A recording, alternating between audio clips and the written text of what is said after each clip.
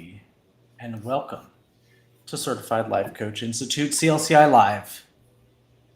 Hello, welcome. Yes, we are changing topics today.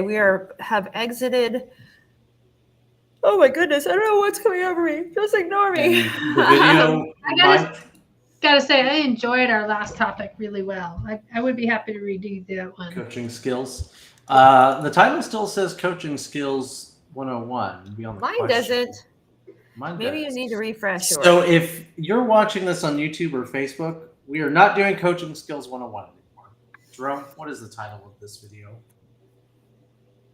Well, while Jerome He's is muted. handling that, We're really going balance, curiosity versus knowledge, and I think we're all good to go on YouTube and Facebook. It looks like so. Gotcha. Balance 101.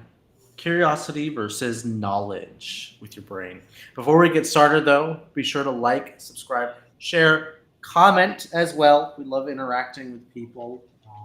Give us your feedback, your questions. We will answer them.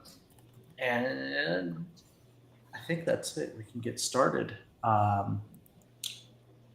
What is the difference between curiosity and knowledge?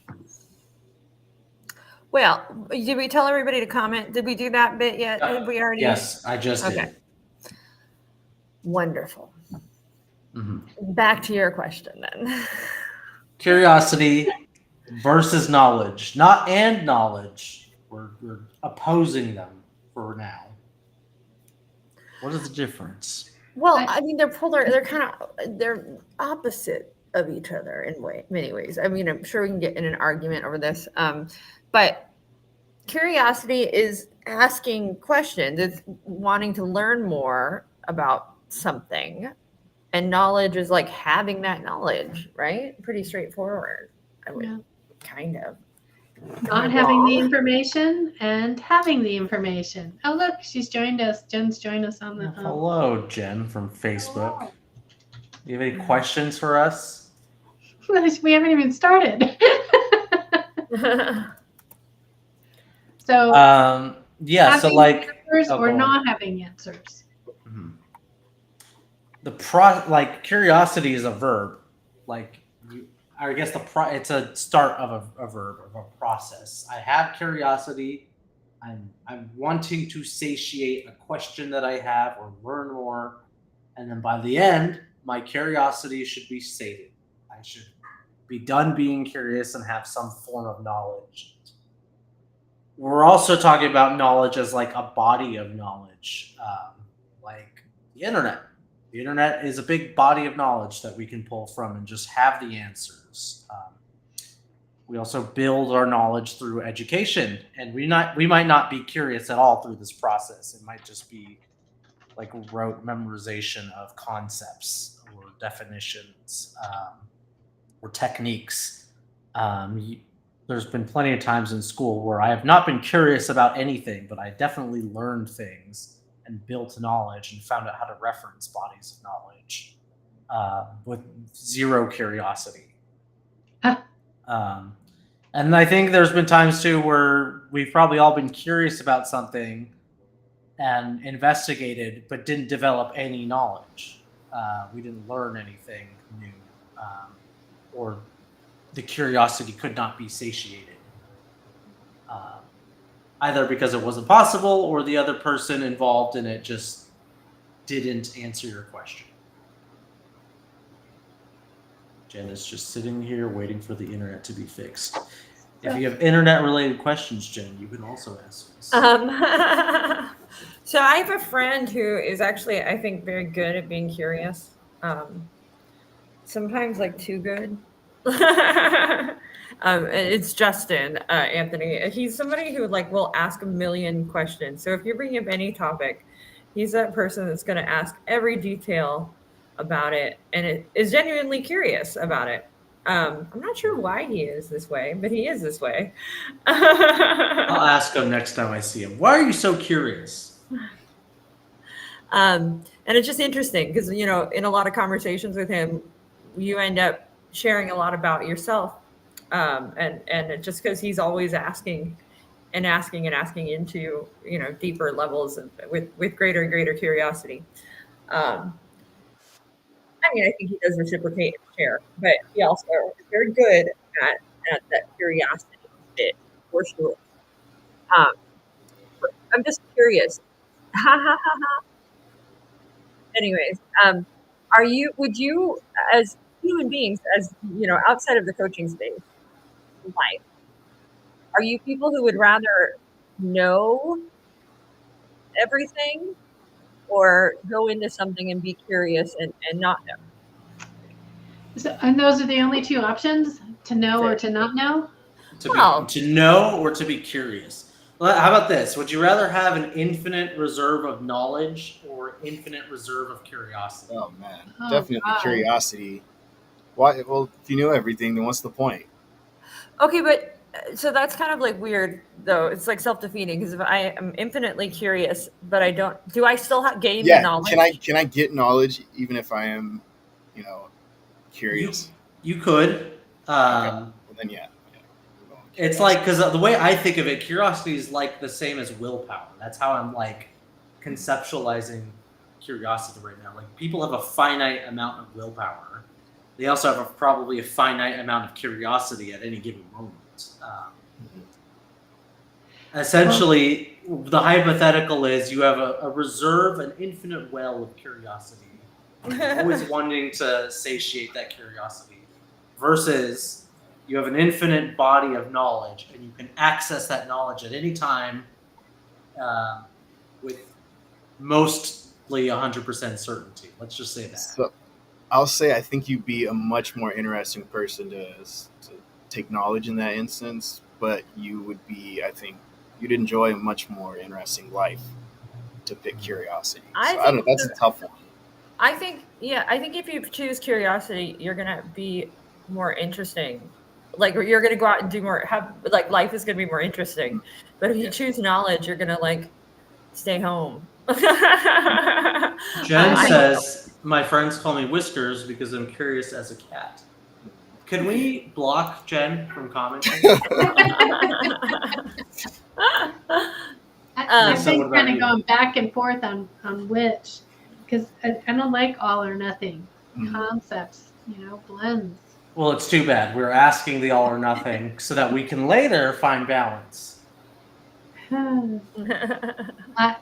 There's times I would pick the knowledge and there's times I would pick the curiosity, and I think both can get tiresome. I'm probably both more of a knowledge guy. interesting. Yeah. Yeah. I would. like definite facts and I mean I'm open to being curious and not knowing things, but I tend to have a tendency to be like, let's get all the facts of a situation established and then approach logic.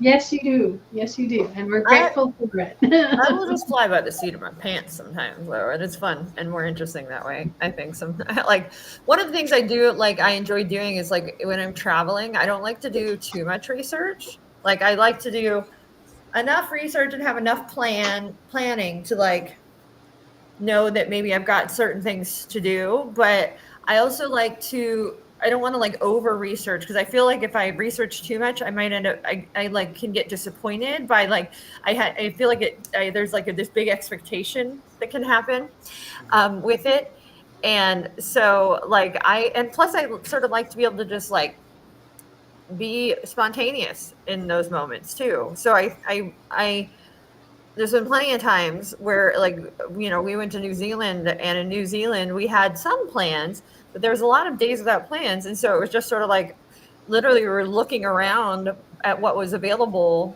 to us within, a certain distance and just making decisions, bing, bing, bing, bing. And it was definitely fun in that way. And it didn't feel so much like a schedule.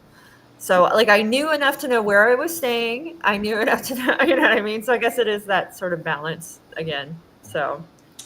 Kind of reminds me how people like, because Jen put, I don't like not knowing things. I prefer to know.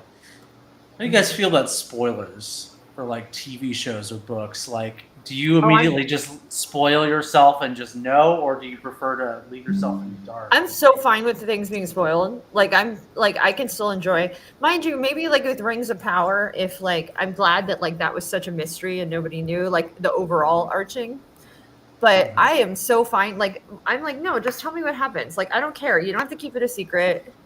I knew Dumbledore died before I read the book. It was okay. Brooke, shut Like, up. I was fine. You're And I Spoil still it for really everyone. enjoyed the book, and I still cried when Dumbledore died. Okay, so Brooke also has no problem spoiling it for other people out there.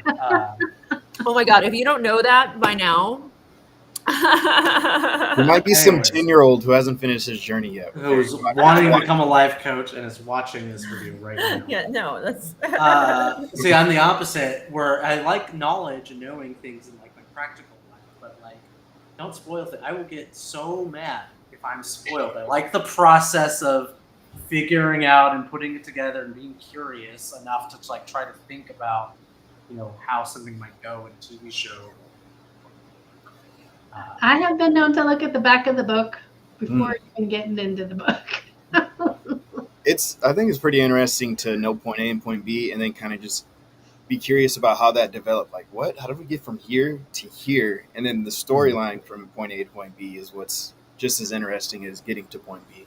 Yeah. So that's why, like, books or TV shows that start in media res, like they start at the end and then they build up to that ending situation. That probably is like a good balance for Breaking Bad does a great job at that. Jen's landscaper cut through their internet cable, so oh Yay. no. awesome. That's gonna make things difficult. That is not, yeah. I guess Jen's yeah, calling speaking- in sick tomorrow. We'll see about that. So how does curiosity and knowledge fit into coaching? Kind of separating them both at the moment. Where does coaching or curiosity come in, and where does knowledge come in? Well, I think curiosity is the container. You want to be the curious coach, not the all-knowing coach. I think the space of going into a session, being curious with your client allows for the client's knowledge to grow.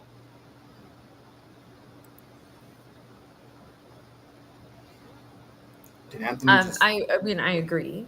I think that a lot of as a lot of people are starting out in coaching, and like a lot of people who are hiring a coach, they come into it thinking they need to know all the answers, right? They thinking they need to have this like baseline knowledge, like I am an expert in this field, whatever it may be.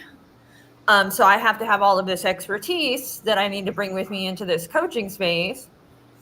And the reality is that knowledge might actually be hindering them in coaching, and actually might be making them a worse coach because they have so much knowledge in that particular space, and they really need to just be curious and honor the client's experience instead of their own experience. And so I think people, when they start out, and even clients when they hire a coach starting out, might come in thinking that you're hiring a coach with all this great knowledge about how to answer your questions and problems and stuff. And the truth is, no, what you're going to get if you're getting a coach that is doing actual coaching is you're going to get a curious person instead. And so I think there's something so lovely about not having to have all that knowledge other than knowing your craft really well. I'm sure all the non-ICF credentialed coaches feel the same way. However, And they're probably going to get mad at me. They're probably going to get mad in the comments and say something, and that's fine. I have knowledge, blah, blah, blah. But I just looked up for credentials, not for certification or other places for ICF.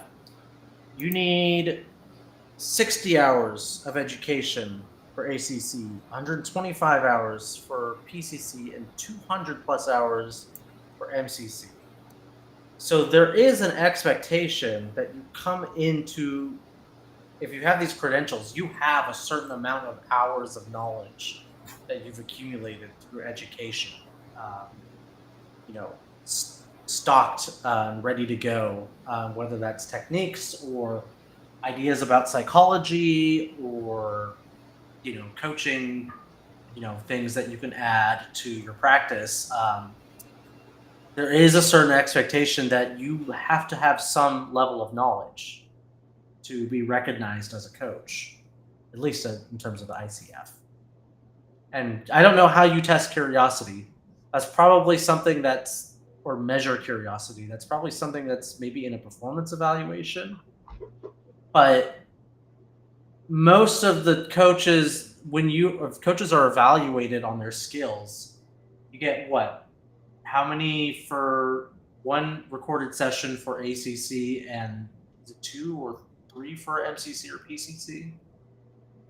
Oh, you're talking about the performance evaluation. Yeah, performance evaluation. There's one performance evaluation for ACC and 2 for PCC and MCC. You have to submit 2 evaluations. So that's 2 hours of evaluating to see how a coach does in a coaching session versus the hundreds of hours of just knowledge education.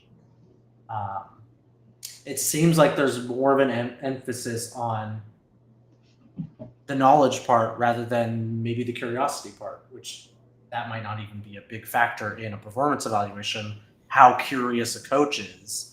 It seems to be understated. Core competency number 5 demonstrates. 5. Oh, hold on. 5 out of how many other core competencies? But it's all part of it. Yeah. What? They don't spell it out, the curiosity, but in each of the competencies is about the coach's curiosity and helping that client walk away with knowledge that they intend to from the session. So I think each of the competencies, there's some sort of, if you were to look at, let's 3.1, what do you want to get from today's session? That is a curious question for today. What are you here for? What do you want to get for by the end of our session? Concepts. All curious questions. 4, I think, is trust building. And in trust building, do you come in and take over the show and act like you know it all? Or are you coming in a place where you empower a client? Maybe not in terms of like in the session, but isn't building knowledge and having that verified education like part of trust building? Like if I'm a client, I can trust at the very least my coach has some education. That's like the basis of. I mean, I would hope. I would certify people. Yes. I mean, like in any other profession, if you're going to someone who's been skilled in their profession, you would expect some form of level of competency.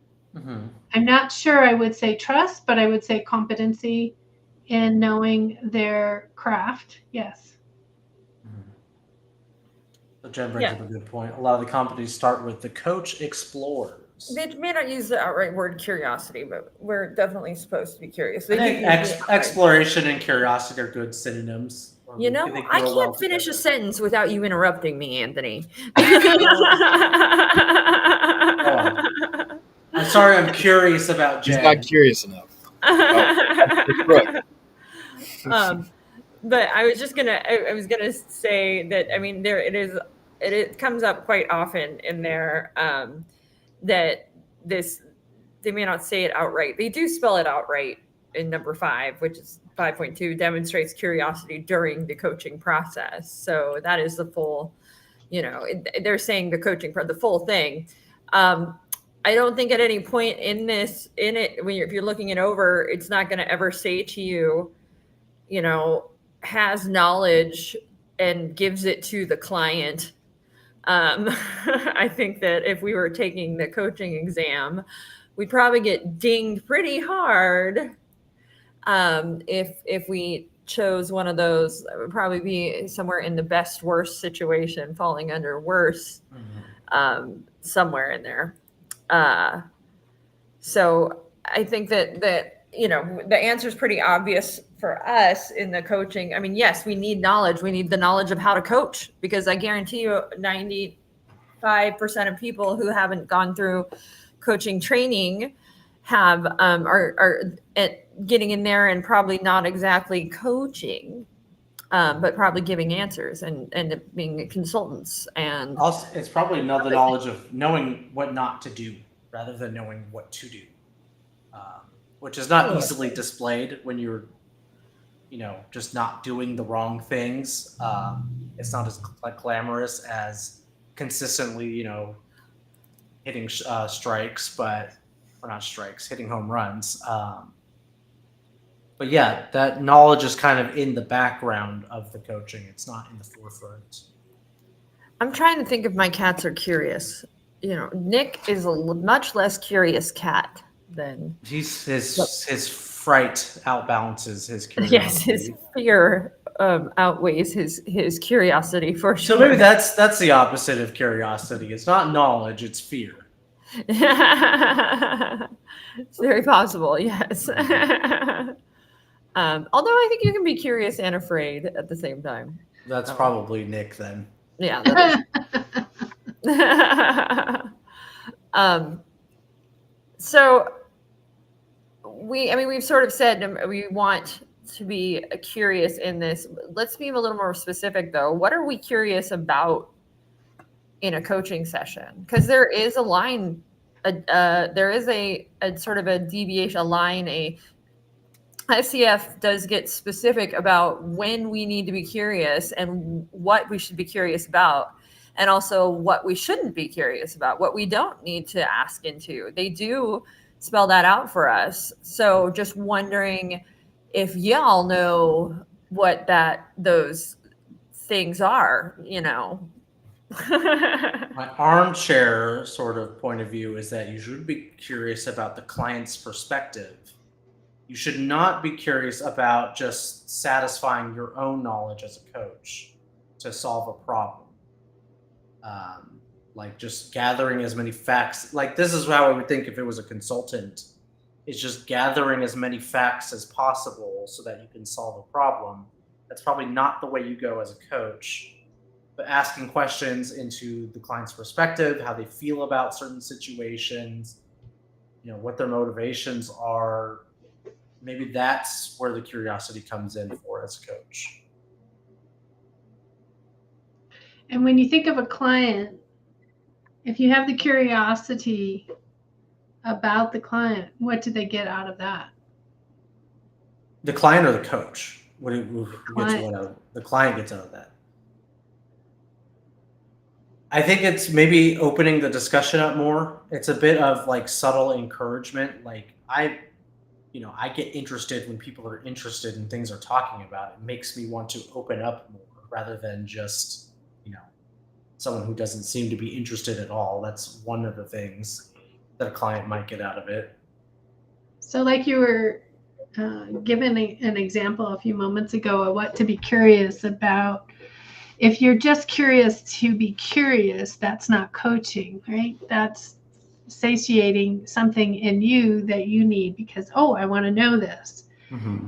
The curiosity that we implement with coaching is about the growth of our client and what's going to allow them to open those channels, open that pathway, open that place that they haven't yet gone, but are definitely wanting to go towards, or at least experimenting with to see if that's something that suits them. But the curious for curious sake is not what we're talking about. Are you talking about, and then Jen also put in, yes, curiosity for the sake of the client, not the coach. Are you saying, and I'm kind of reading between the lines, but I might be wrong, we're being curious on behalf of our clients? We're being curious for the sake of our clients' growth, not for our own sake. So like if we're going to demonstrate this, let's say, Okay. Anthony, you're going to be a mock client. Don't worry, we're not going to get into coaching here. Yeah. Think of a halfway decent thing to be coached on that you want to discuss. My birthday. All right. So, your birthday's coming up. When's your birthday? On the 24th. The 24th? What are you doing? So even right there, let's just hold it for a second. Does Anthony already know when his birthday is? Yes. I don't need to know. Although it does make the conversation flow, but that's just a real simple example. If you want to keep going for Yeah. more. So what do you want to be coached on around your birthday? I don't really know what to do to celebrate my birthday. I'm turning 30. It seems like a big turning point, but it kind of feels underwhelming at the same time. And I got mixed feelings about it. What'd you do And last year for your birthday? I don't even remember what did I do for my that's a good curious question because I don't remember what I did for my birthday. But probably not something a coach should ask.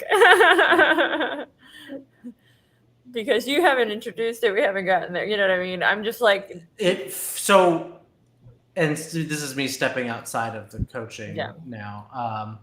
It feels like we are being curious on behalf of the clients rather than what we should be doing is being curious on behalf of the clients rather than behalf of ourselves as a coach to satisfy our knowledge. And what I mean is that our clients might not be inherently curious, but we're asking questions to help maybe spark or ignite their own curiosity. Yeah.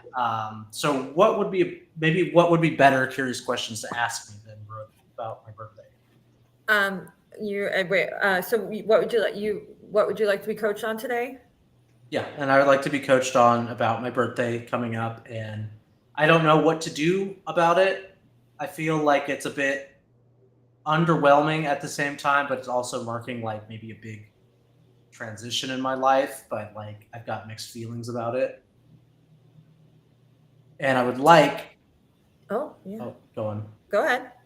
I would like to resolve those feelings so that I can either properly celebrate it and be excited about it or leave it off to the side, don't worry so much about it, and get my head out of my own ass.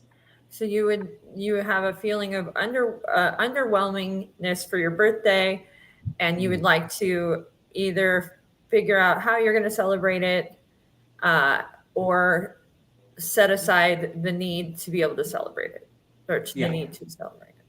Where would you like to begin? So okay, that's a good curious question because then it's like now I have to do all the heavy work of being curious myself as a client. So hang on 1 second, which is kind of, what Anthony just did, just kind of sat back, took a big sigh. That's kind of what you want the clients to be doing is sitting back and thinking and feeling about what their journey is.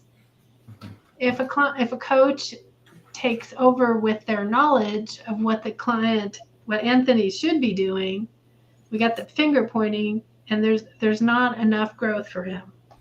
And exploring what suits him versus what I think is best or what the coach thinks is best. Pressure cooker. Yeah, we call it the pressure cooker. So a coach's curiosity is the pressure cooker. You just gotta let that meat cook a little bit. So Anthony, where would you like to begin? Oh, I didn't think this was actually going to a real coaching session. You don't have to go, Nicole, but I'm not coaching on this. I just had to pull up something really quickly to coach about.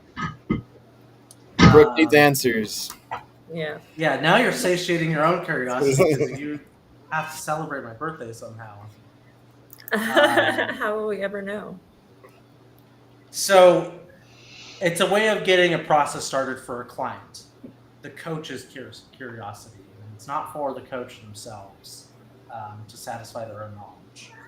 I would call it for ourselves if we were asking questions. It's nosy. It's not about being nosy. Yeah, there was a session we did with Jen not too long ago where she was just sort of saying, I'm going to get started in something. And I never asked her what the something was because it wasn't relevant. It wasn't if I would be just being nosy if I was like, ooh, what's this something, right? Like, but that she already knows what that is. I don't need to ask into that. What I need to ask into is all the things that she has anxiety about or the places she hasn't explored. And I think you're really right, Anthony, by saying that we are sort of being curious on behalf of our clients. We are encouraging or creating a safe space for them to sort of unpack and be more curious for themselves, right? Like, you know, they're able to like put things, they're sort of facilitating exploration about their own feelings, their own what's going on with them in ways they probably don't allow themselves in their day-to-day just goings on, right? We don't often give ourselves the opportunity to sit down and be curious about things without interruption. So I think that's a very good way of pointing things. Flip side of the coin here, how is knowledge playing a role in you know what we just did as a coach with Anthony? I mean, partly knowledge is based off of experience, and you have enough coaching experience to know what sort of questions to ask and what sort of questions to avoid. Because my instinct when I saw that session with Jen, and this is coming from like my project management experience and knowledge, my first instinct was be like, let's nail down what we're talking about. Let's be clear and definite about what it is you want to do, and then we'll go forward. But, you know, that knowledge is in conflict with the coaching knowledge that says, no, don't go that way. You're just satisfying your own curiosity. You're not being curious on behalf of the client. So a coach's knowledge can help them maybe suppress those urges and, you know, be more aligned with the client's actual interests. I like to think of like, I'll sometimes think about this, like if it was my friend, I'm going to probably act one way. I'll probably act really much different. I might ask more about the details. I might ask more questions maybe to satisfy my own curiosity for whatever reason. Maybe I shouldn't. I don't know. But with each hat, we sort of employ curiosity and knowledge, I think, in a different way. But I also wouldn't like go into an interaction with my friends and be a coach and be curious only in the way a coach is, because that would be weird and awkward. So I think we employ these things differently, and that's important. What are we so we're facilitating curiosity for our clients, and would it be fair to say we're facilitating curiosity so that they are able to find knowledge? Yes. Absolutely. Yeah. Or even questioning what they think is predetermined knowledge, like questioning what they already know. Because curiosity doesn't just help to learn things. It also helps to evaluate what you already think you know, and maybe break knowledge patterns that aren't really true. Because, I mean, the common example we all hear about in school is, you know, Galileo decided to question, you know, he was curious. He decided to figure out if the Earth was the center of, you know, the solar system or not, of the universe. And that went against the pre-established knowledge of the church that said that the Earth is the center of the universe. And that curiosity helped bring out true knowledge and break false knowledge. I don't know what you're talking about. The world is flat. That's probably actually what it was, the flat Earth versus. I'm probably getting this so wrong. But I think that's really, really, that is something we do. We are, as coaches, challenging or questioning, or maybe even, you know, just asking around what our clients think they know, what they think they don't know. The big I don't know question, which we so often hear from coaches. What happens if my client doesn't know? And we start to chip away and, you know, maybe change perspectives and allow them to know something new or different than what they think they know already. And I think, you know, so that it isn't just that we are facilitating their knowledge. It might be that we are there to open that knowledge up, make it bigger, you know, make it a bigger knowledge. Or it might be that we're there to throw away some knowledge. You never know. which is interesting. Or, I mean, it could be expand knowledge. It could be move to a different direction of, right? There's just so many different ways that the client could go. And if we start infiltrating it and telling the client what they should and shouldn't be doing, there's no real growth there. The hummingbird came to drink out of its hummingbird feeder, and it is out of juice, and I'm very sad right now. Oh. I wonder what we've actually been feeding these past couple of weeks. Ants. We messed that up. Well, we'll fix it, but I don't want the hummingbird to go nowhere. What were we talking about before that little hummingbird sidetrack? Sorry. I think Jen was bringing up like questions that help cement clients' knowledge. What do you know? What's your best guess? Oh yeah, we're talking about what it is. What if they don't know? What if the client says they don't? Well, I mean, it How reminds can me a you? little bit of Byron. Is it Byron Katie's the work? You know, what do you know? What do you know for certain? You know, there's a lot of things we assume, but we don't actually know. But we think we know, and you know, and we get into those spaces. And as a coach, we utilize curiosity for clients to sort of start to sort through what is an actual truth and what actually isn't. And I think that's important. Do you think, for curiosity, do you think we become less curious as we age? Yes. I Yeah, think- would probably. I think there's mean- definitely a. Maybe, I don't know. I think it Do you becomes think less natural to be curious Do you- unless I you think- have fostered curiosity. Sorry, Jerome. No, it's fine. I just think I think we don't necessarily act on that curiosity as often because as a kid, you always got like a parent around. You just always ask them, you know, or whoever brought you up and say, "Hey, what's this? Why does this work this way?" Now we're kind of like, you can't just really. I could just check Google. Ask- I don't need We to could ask. check Google. Yes, I was thinking that, so maybe that just destroys the point of what I just said. But maybe I don't know. I was just being curious there. I don't know. I'm super curious. And maybe I get that from my dad is always like, the moment you stop learning, you start dying. So like I listen to podcasts, like, you know, I like watching documentaries. I watch all of these things. And it's so, because I'm curious about things and I'm curious about things in the world and I want to learn more about them. It's why I like to go and have new and novel experiences and like go see the world and travel and do things and do new and different things. Like all of that is coming from a place of curiosity and experience and wanting to learn from others. Absolutely. I was thinking about the curiosity. That do you think we give up on some curiosity? I think it changes, right? Because we don't need to know now. We've done research on why the sky is blue and why do birds fly, right? I think that curiosity shifts and changes is probably a better thing to acknowledge. Don't you think? Yeah, I think so. I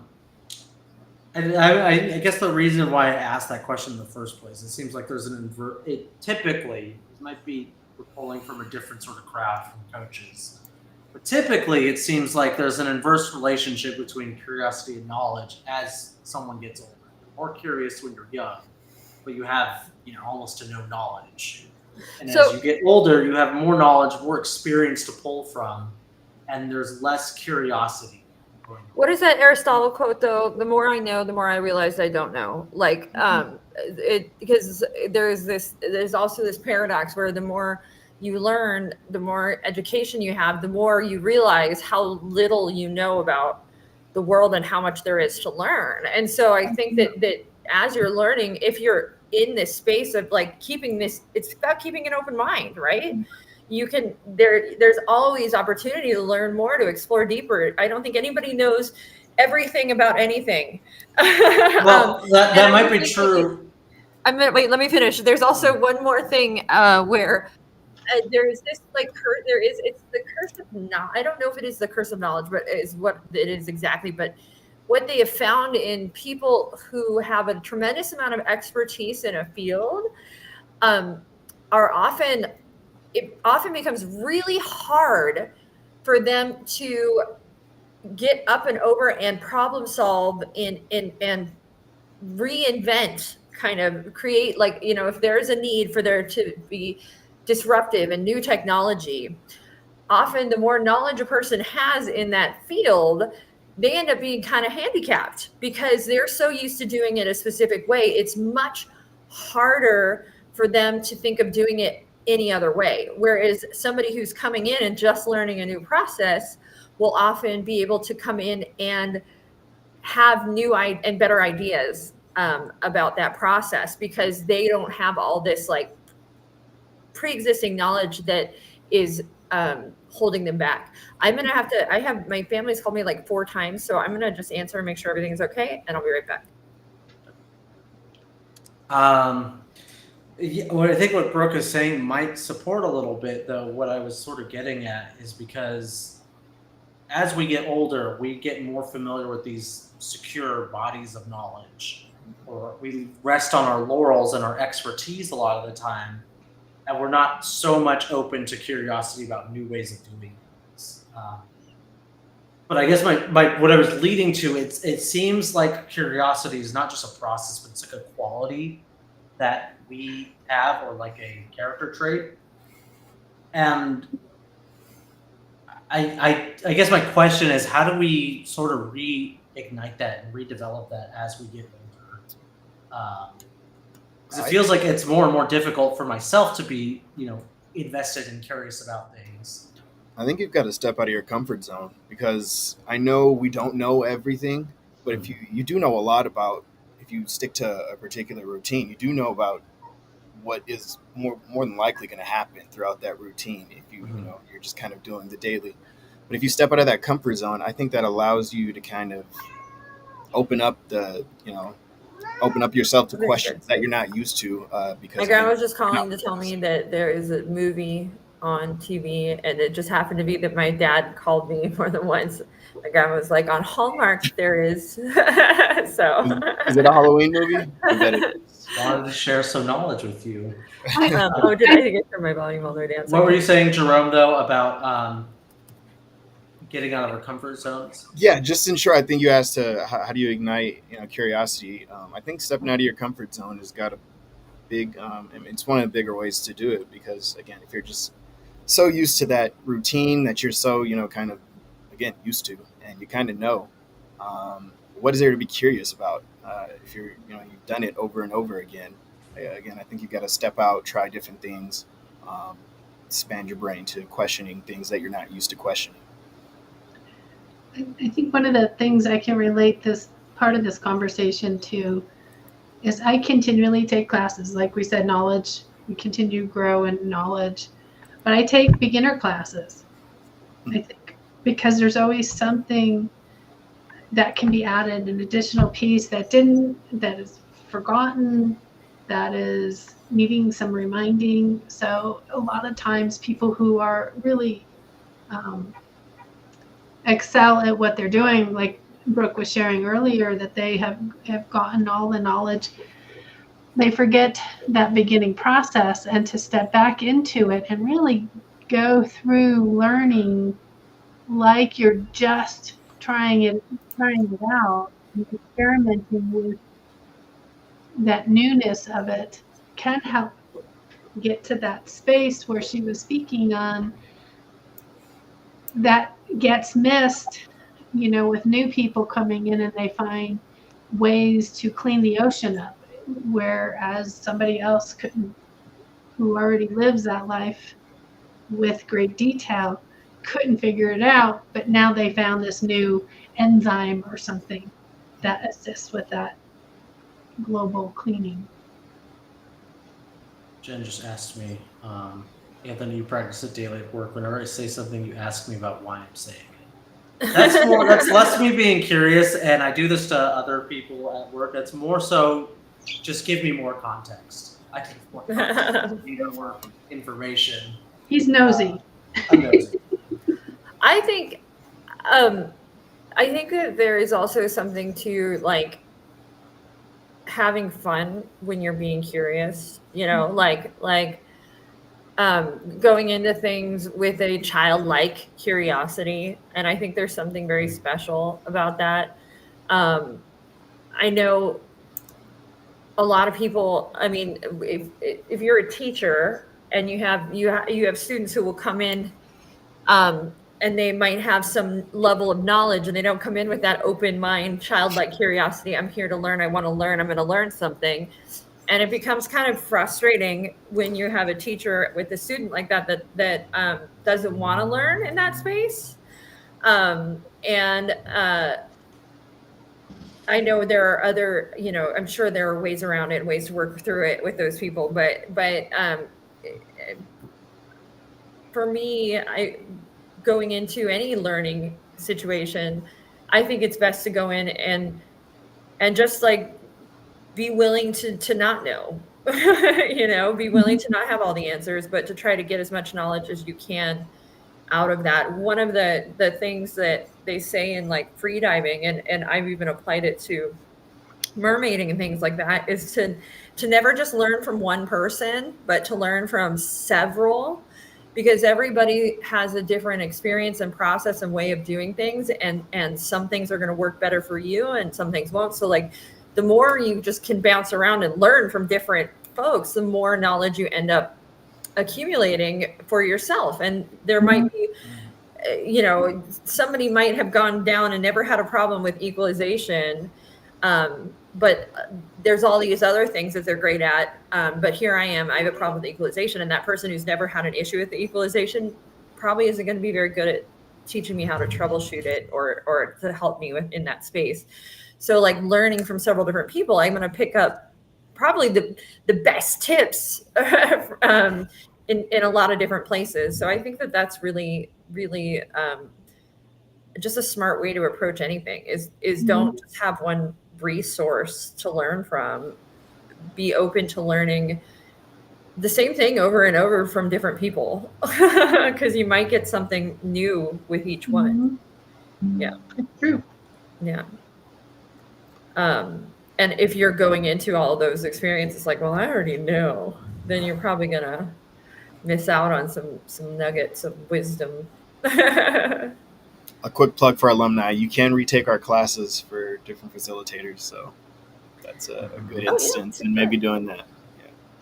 That's also why we ask our facilitators to take each other's classes, Mhm. and audit each other's classes, because we know that each facilitator is probably doing something extraordinarily, and you know, and where another facilitator might just be doing it great, but that person in that space can go in and see somebody bring this extraordinary thing into that class and then adopt it to their own class as well. So that's why I love that we ask our facilitators to take one another's classes, and that's why. All right, it's about that time, y'all. So what did we learn today, everybody? I think we've already pretty much discussed the balance between curiosity and knowledge and how they sort of interact in the coaching session. Major takeaways: be curious. Yeah. Make it a habit. Enjoy On it. behalf of the client, not for yourself. My takeaway is that nobody likes a know-it-all. So I'm a know-it-all, and I like myself. Go out there and be curious. Don't be Anthony. That's what we learned today. I like what Brooke said. Have fun when it comes to being curious. 'Cause I think ultimately you're not going to be curious about something you don't enjoy. So enjoy it when you are being curious. Just go in any situation and act like a kid. Just, you know, somebody says, take the trash out. Why? Because it Why? needs to go out on Wednesday. Why? Because that's the day that the trash goes out. Wow. Trash is magic around here. I put trash out. It miraculously gets hauled away and I self-appreciate. that curiosity is the space to operate from. Going into my takeaway, the place of knowledge is for my growth as a human. And then we've got Jen's takeaway too down there. I'm more curious than I know. More curious than he knows. I'm Yeah, I don't curious think to I'm know. that- I wish I could be more curious. I'm curious to know how many things I have forgotten. How do I figure that out? You don't want to. There's some things you probably don't want to know. Okay, Don't want to stay be out of that curious space. about. So, like, share, Comment, What else? subscribe, no comment. take our classes. Right? If you're curious, take our classes, and then you will build your body of knowledge in terms of coaching, so that That's you can be true. curious, even more curious for your clients. Jen wants everyone to know about the Whiskers joke. They call her Whiskers because she's so curious to our I don't audience. know. Apparently it's a meme or something. No. She said it earlier. Let me see. We just didn't put it on screen. There's a video. I called it out and I said we should block her from commenting. Give us a call if you have any questions. Jen is happy to answer them when you call us. So give us we a love call and ask questions for from Jen. people who don't even look for life coaching. Specifically ask Okay. for Jen. She'll answer. You could just talk to her. She's there. Especially if it's any question that doesn't involve life coaching or us as a school, Jen loves those kind of things. Jen loves those questions. Everyone. Um, loves those questions. And make sure you subscribe, everybody. Please hit that subscribe button. If you want to, I'm just going to add this plug. If you are wanting to listen to more coaching and coaching topics while you're driving, and you know, or just as background music, we have CLCI Live on Spotify. So check out our Spotify channel and you can go ahead and stream us just like a podcast and put us on in the background while you drive, do things like that. Just wanted to shout out to our podcast out there and let people know who watch that you also have the opportunity to just listen. We have hundreds of episodes. Dig on in. Also on Amazon Music as well. Oh, and on And Amazon. probably on iTunes. I need to check in with Daisy about that. I don't where know if we we're got all at. iTunes up and running, but we got to get it up and running. Podbean does connect with it. We're Everybody has probably an iPhone. everywhere where you listen to podcasts, we are probably there. We are More than- probably there. So check us out and check out our podcast. All right. That's all, you guys. All right. Bye.